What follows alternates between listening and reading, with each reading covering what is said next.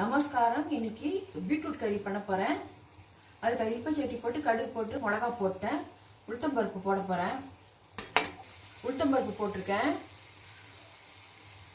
கடுகு வெடிச்சிட்டு மிளகா போட்டிருக்கேன். உளுத்தம்பருப்பு போட்டிருக்கேன். கொஞ்சோண்டு பெருங்காய பொடி போடுறேன் வாசனைக்கு.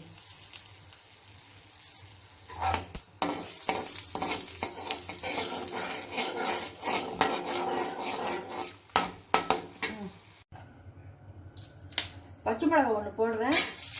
அப்புறம் கருவேப்பிலை போடுறேன்.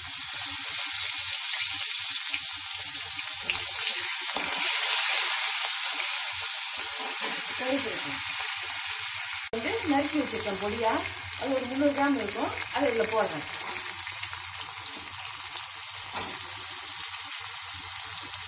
பீட்ரூட் வந்து உப்பச்சட்டியில் போட்டேன்.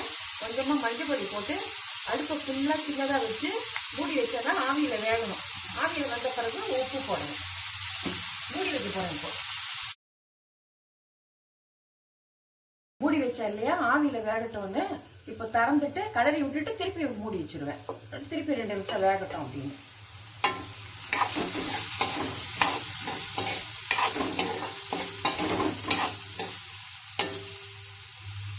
மூடி வச்சிடுறேன்.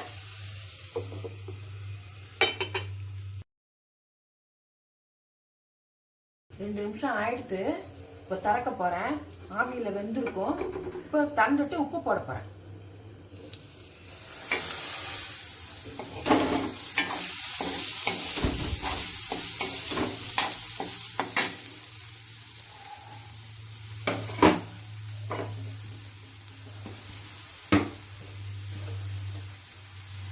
உப்பு போடுறேன். உப்பு போட்டுட்டு கலரி விட்டுட்டு அடுப்பில் 2 நிமிஷம் இருக்கட்டும். தேங்காய் துருவி வச்சுருக்கேன். அது 2 நிமிஷம் கழிச்சு தேங்காய் போட போகிறேன். கொஞ்சம் பெருசாக வச்சு ஒரு கலரி விட்டுடுறேன். உப்பு நல்லா அந்த இறங்கட்டும். இத்தனை அடுப்பு சின்னதாக வச்சுருந்தேன் வேகணும்னு. இப்போ கொஞ்சம் நல்லா வெந்திருக்கும் ஆவியில். அதான் நல்லா பெருசாக வச்சுருக்கேன். நல்லா உப்பு இறக்கட்டோன்னு கலரி விட்டுட்டு இப்போ திருப்பி ஃபுல்லாக சின்னதாக வச்சுட்டு 1 நிமிஷம் கழிச்சு தேங்காய் போடுறேன். உப்பு போட்டு 2 நிமிஷம் ஆயிடுச்சு. நல்லா கலரி விட்டுட்டேன். உப்பெல்லாம் நல்லா இறங்கியிருக்கும். இப்போ தேங்காய் துருவி வச்சுருக்கேன். இப்போ அதில் தேங்காய் இப்போ போட போகிறேன்.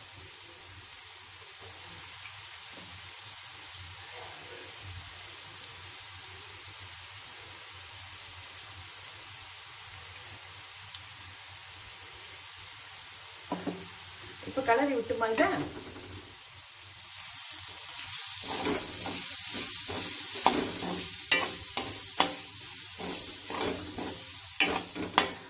இப்போ பீட்ரூட் கறி, தேங்காய் போட்ட பீட்ரூட் கறி ரெடி. அது எப்படி இருக்கு பண்ணி பார்த்துட்டு சொல்லுங்க. மறக்காம சப்ஸ்கிரைப் பண்ணுங்க. தேங்க்யூ.